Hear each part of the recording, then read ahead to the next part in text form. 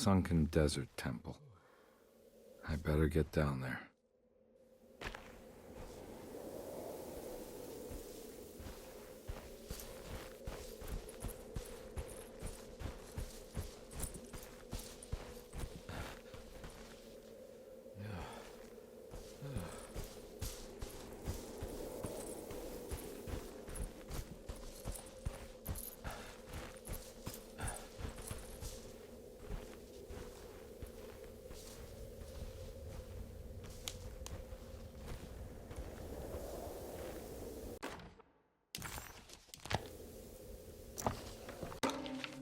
The Temple of Nephron-Ka lies under our camp. Despite all efforts, that unholy site did not collapse, but sink beneath the sand. The pharaoh is long dead, his name meticulously stricken from all ancient writing. But that stage meant for blood and terror remains. The temple is said to be lightless, built to harbor all the haunters of the dark found in the very depths of our universe. Calling on the gods meant creating a bridge between our world and theirs. The terrible Aldebaran of Taurus, the Black Sun, was seen as the most important star in the night sky, because, according to the Kitab al-Azif, it was said to be the home of that crawling chaos known as Nyarlathotep. Through ancient mechanisms, it was said that the priests could open shafts channeling the light emitted by that strange stone called the Shining Trapezohedron. Several streams pooled together above the statue of that dark man would then be sent through space towards the Black Sun, a message to the gods. The gifts bestowed on the sender are completely undocumented, but often assumed to involve dark blood pacts, where souls are traded for malicious miracles.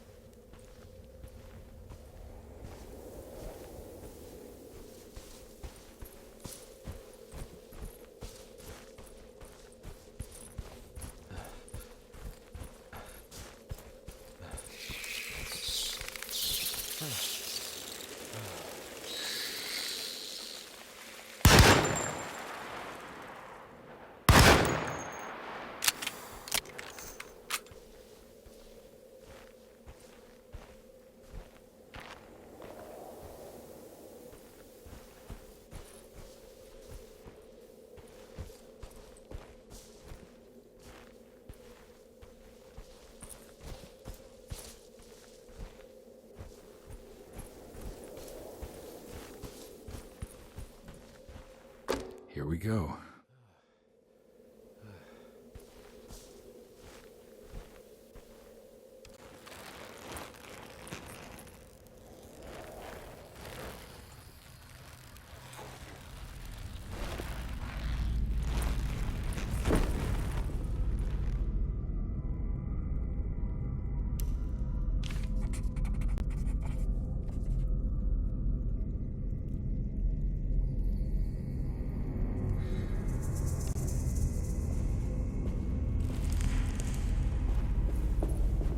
Star constellation from one of Jeremy's books. I got a feeling this is it. This is where the contract is hidden. But how do I get to it?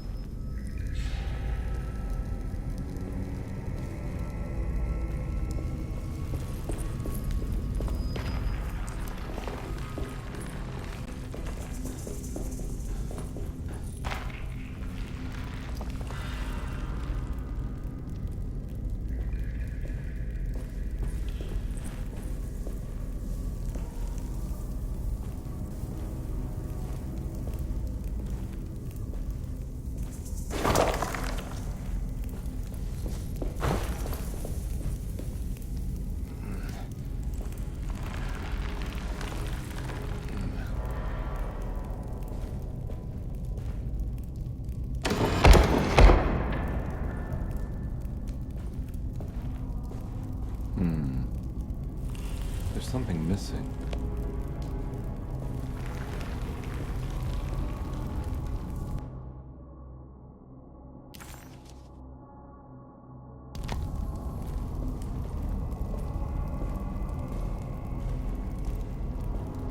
Huh.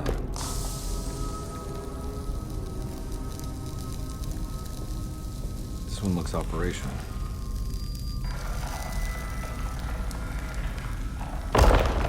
It worked.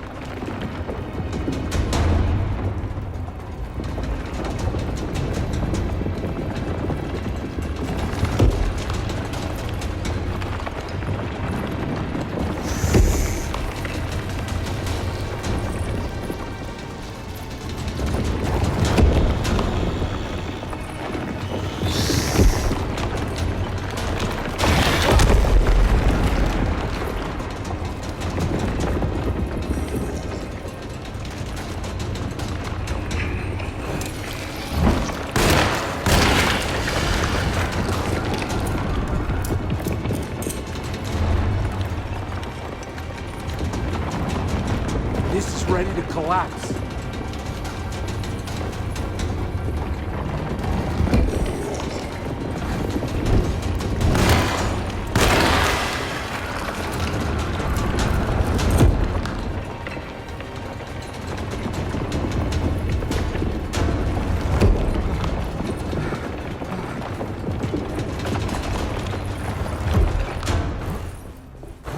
What is going on?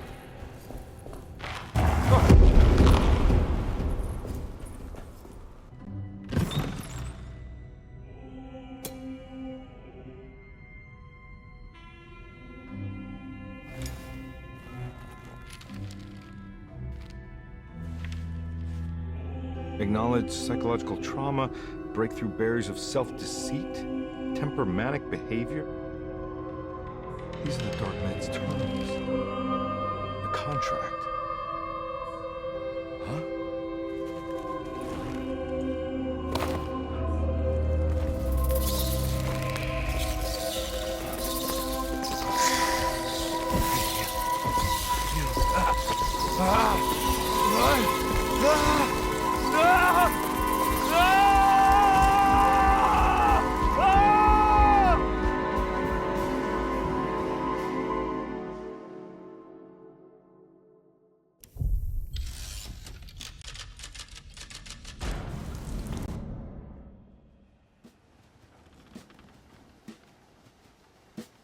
Hey. Hey, detective?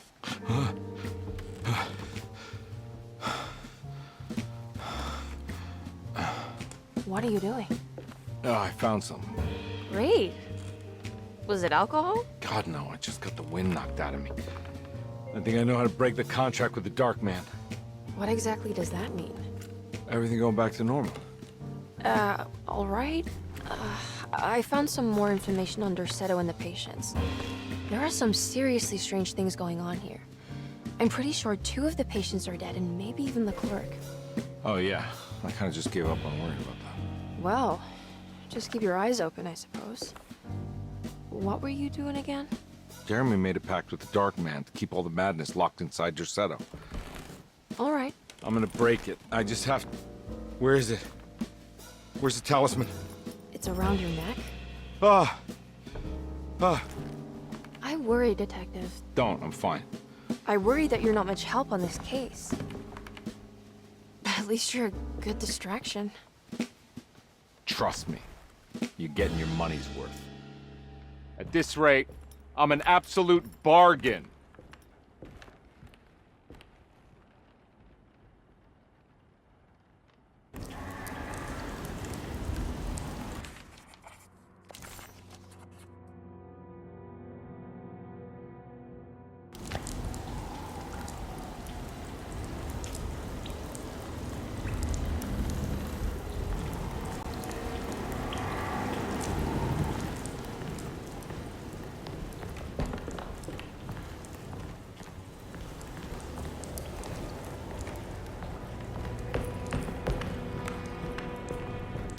Combe never thought he'd be so happy to be back at Dorsetto.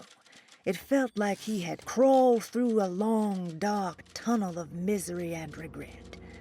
Now that he was back, Combe could look into the steps mentioned in the contract. But there was one thing that gnawed on him. What exactly did this have to do with Dr. Gray?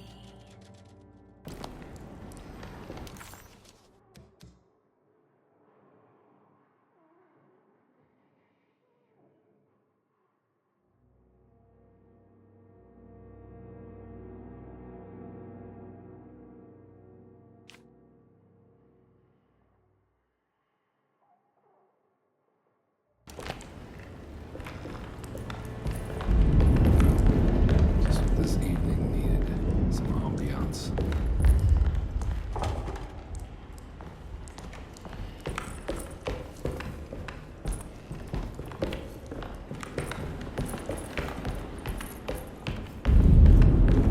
I need the key.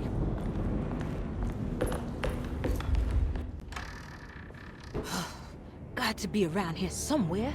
He wouldn't leave this house. I don't know what to think anymore. You run into that detective fella? Who is he? Can he be trusted? I think he one of the good guys. Well, you know, like us. Will he be all right with her coming? Praise the mother. He don't need to know about all that. He just here for Jeremy. Just calm down. It ain't time yet. God, it hurts. As far as I can tell, Detective Comby seems to be solving problems, not causing them. Just be ready in case he starts anything.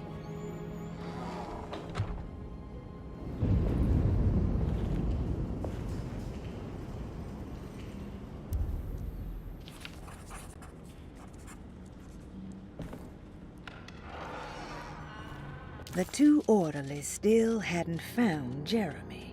Conby figured this was good news. Emily had reminded him about some strange deaths at Deseto, and Conby wasn't sure who he could trust.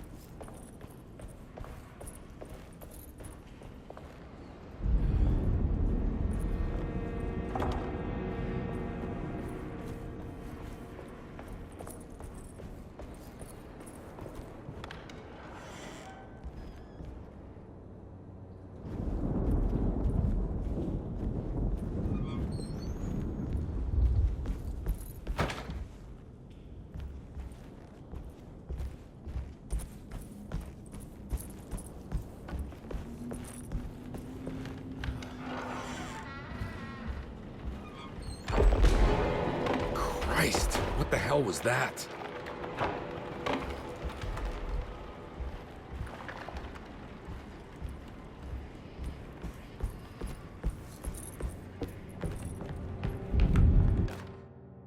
We must have faith that Jeremy's pact with the Dark Man is a bluff. If we are lucky, our visitors will find him and prove it's all nonsense before night falls. What is true is our attempt to call on her. Too many things have happened for this evening to be in vain. Think of Jack and Cassandra, even Perosi, whose circumstances I can't understand. Grace is our goat without horns. She knows it and will play the role. You must talk to your brother, Baptiste. I worry that he will fail us. Mrs. Thompson.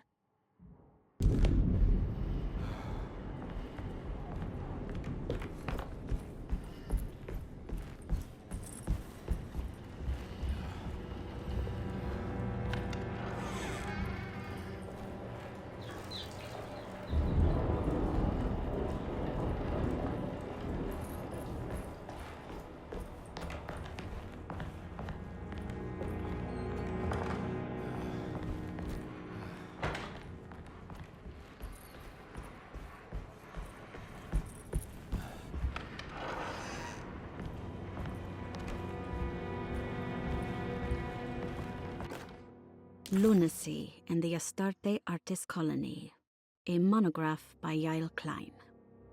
In early 1909, the old Derceto plantation outside of New Orleans was turned into an artist's colony. 3 famous European artists rented the house and the surrounding land from the owner, the Ledoux family. The colony was chiefly run by Sebastian Cortez, who was playfully dubbed the captain by his collaborators, William Arges and Heinrich Kassel. The colony existed for 6 years, until one day all 12 members disappeared without a trace. It is widely believed that their disappearance is connected to the disastrous hurricane that passed through on September 29, 1915, but nothing truly supports this claim. What is known is their frequent participation in New Orleans nightlife, their love for hosting parties, and their elaborate contributions to the Mardi Gras parades as the Pirates of Pontchartrain. Accounts of their lifestyle can be found in almost every gossip column. It can effectively be summed up as carefree and bohemian. In late June 1909, the name Astarte first appeared in the newspapers. Cortez said the name came to him as he was painting. There is never any claim to knowing about the ancient Phoenician fertility goddess with the same name before this time. His fellow colonist Heinrich Kassel did know, because he later produced sculptures that show clear references to ancient idols of the goddess. It's impossible to know for sure how this name suddenly made an appearance, but it is interesting because of Derceto's history. Even the name Derceto is the Greek name of a Syrian fertility goddess. In the case of naming the plantation, Derceto was certainly not an accident. We know that Elijah Pickford intended to build a temple for his cult, for he had distributed pamphlets 2 years prior to the purchase of the land, advertising his intentions. His followers were estimated to be almost 100 men and women, mostly sailors, Maroons, and Cajuns, when the plantation was built. To outsiders, Derceto registered as an ordinary slave plantation, which enabled Pickford and his flock to remain hidden for decades. The official story is that the cult lasted until 1862, when the Union Army came and burned down the plantation and scattered all who lived there. Following the Civil War, new people started to congregate in the ruins of Derceto to invent a new fertility goddess, the Shub-Niggurath. As much as Derceto is a particular name to have heard of, it's not entirely uncommon among the learned. Astarte is equally known and could have been subconsciously chosen by well-read artists. Shub-Niggurath is, on the other hand, very uncommon. Almost impossible that anyone in Louisiana would have heard that name. The name is referenced only in rare books like Unaussprechlichen Kulten and the Necronomicon, and is believed to be a bastardization of Arabic words meaning pertaining to the dark young. The few paragraphs printed on the goddess are so upsetting that no one in their right mind would want to build a religion resting on such qualities. The Shub-Niggurath cult was hard to get rid of, but it is believed that despite the police jailing and killing several cultists over the years, the main culprit in the cult's demise is the cult itself, which seems to line up with every instance of cult activity on Derceto's grounds. When Captain J.W. Norton of the Union Army arrived, he described the people at Derceto as malnourished and maniacal. As much as the army tried to save them, they fought back with fervor, as if nothing was going to stop them from slowly destroying themselves. While the disappearance of the Astarte artist colony remains a mystery, the recurring motif seems to suggest that their fate involved lunacy and a hunger for self-sacrifice to that fertility goddess with 1,000 names.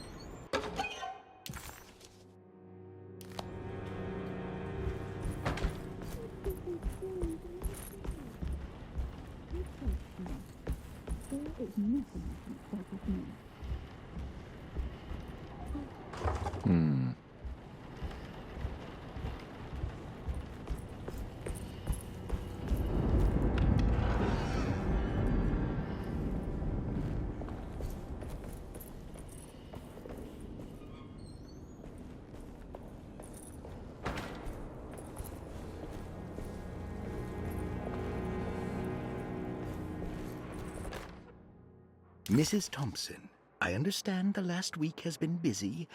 Under these circumstances, I find it important to remind you that Derceto's concerns are not a public matter, nor is it something that should upset you. Please continue your excellent work, and don't spend a thought on the death of Perosi, or, more importantly, the suicide of Cassandra Beauregard. They should mean nothing to you or the staff. I rely on your loyalty, and trust that your close kinship with the Tabois siblings will keep Derceto's secrets hidden. Dr.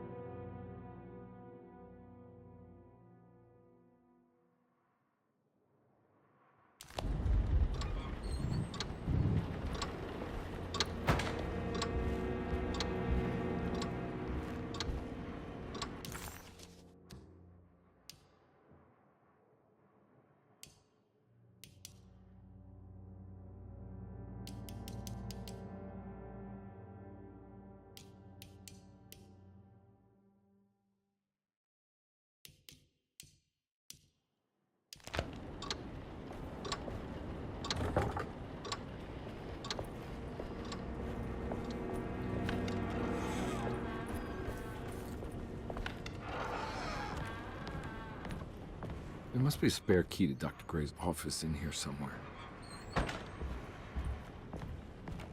I need the key.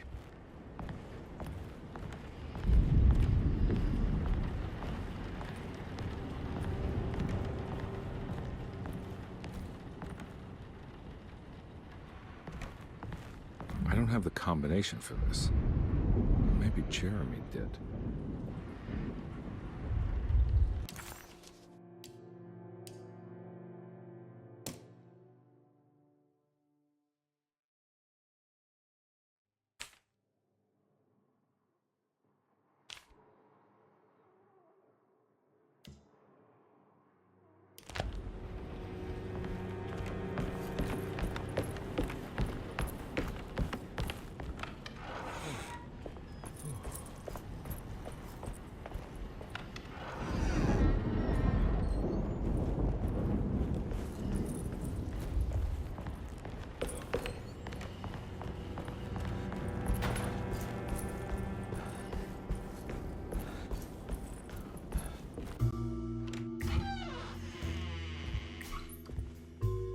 Detective Conby. Good to see you again.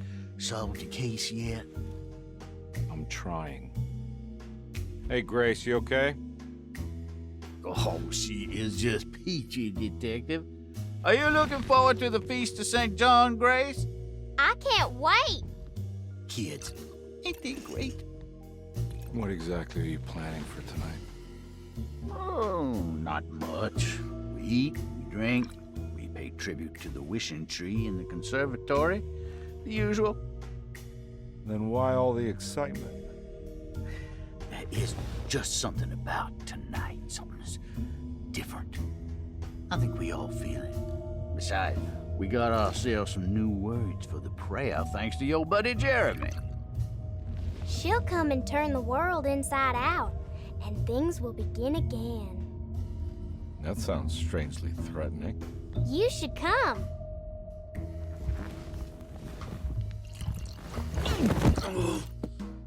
God damn it, Grace. Stay put for once.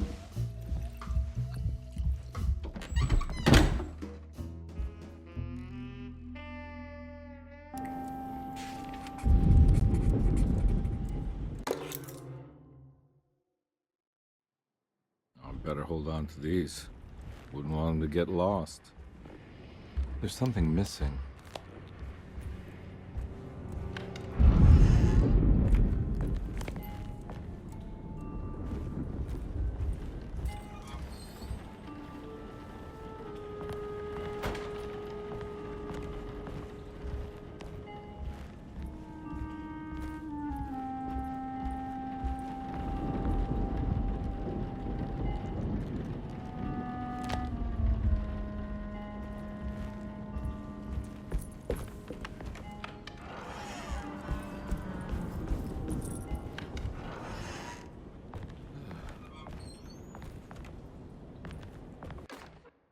Jeremy knew that the only one who could help him now was the guest in room number 3. The room seemed to have been empty for so long. But that wasn't allowed to be true. The story needed to be different. To include something from the outside, he would bring the guest back to room 3 and show them what was in that safe. 913. But those were not the right numbers. That was the combination for the safe in the clerk's office.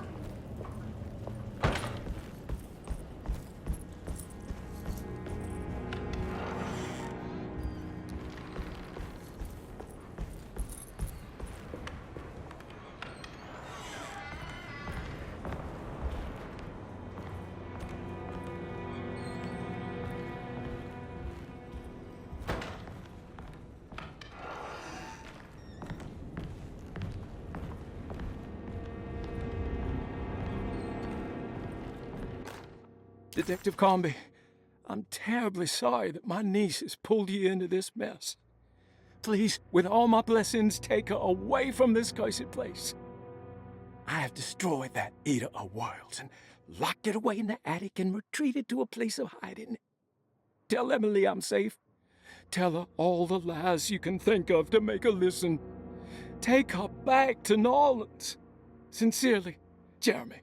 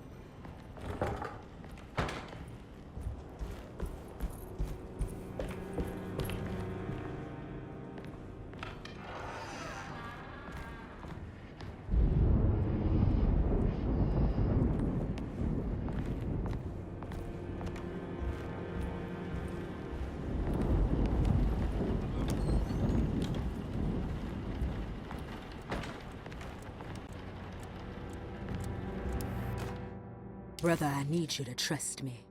This is the most important moment in our family's history.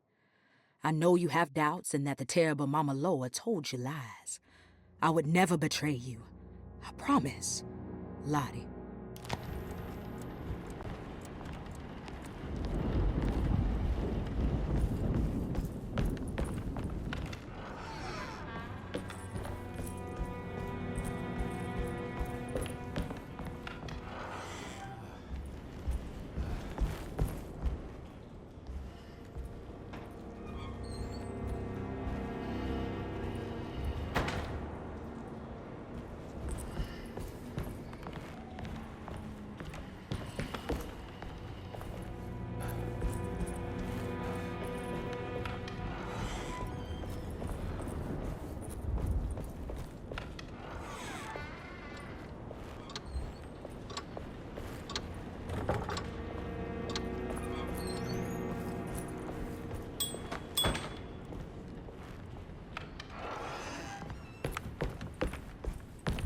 I need the key.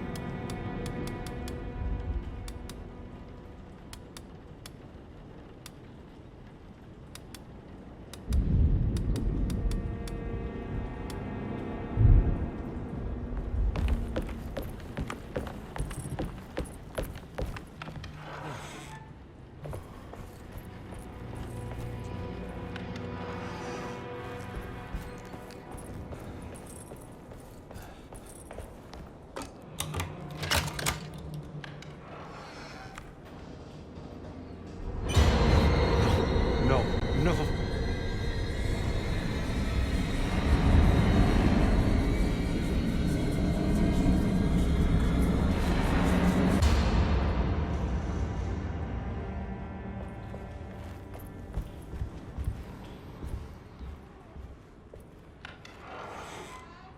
Surprisingly neat.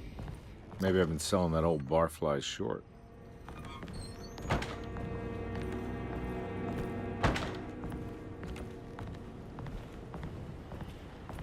Looks like McCarthy has something hidden inside.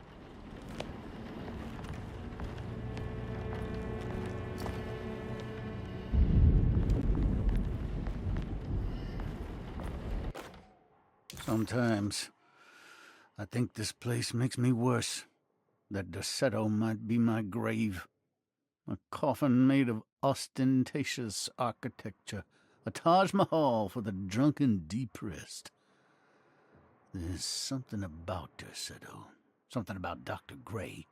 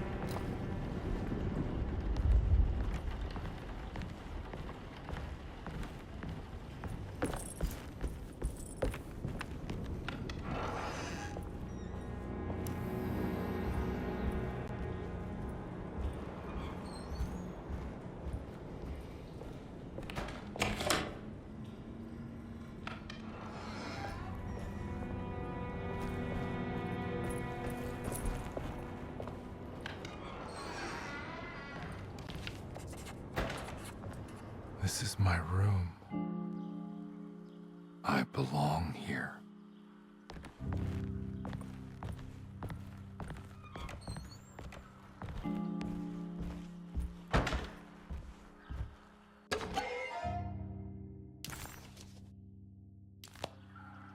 I recognize this view. I know the combination. I carry it with me.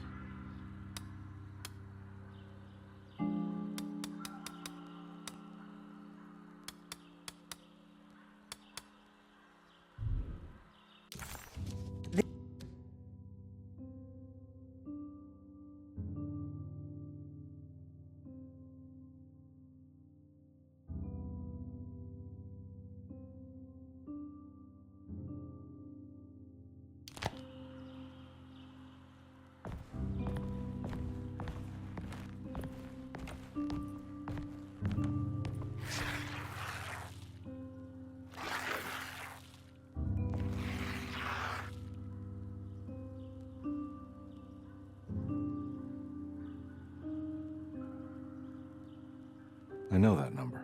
Where's that from? I did this. I wrote that.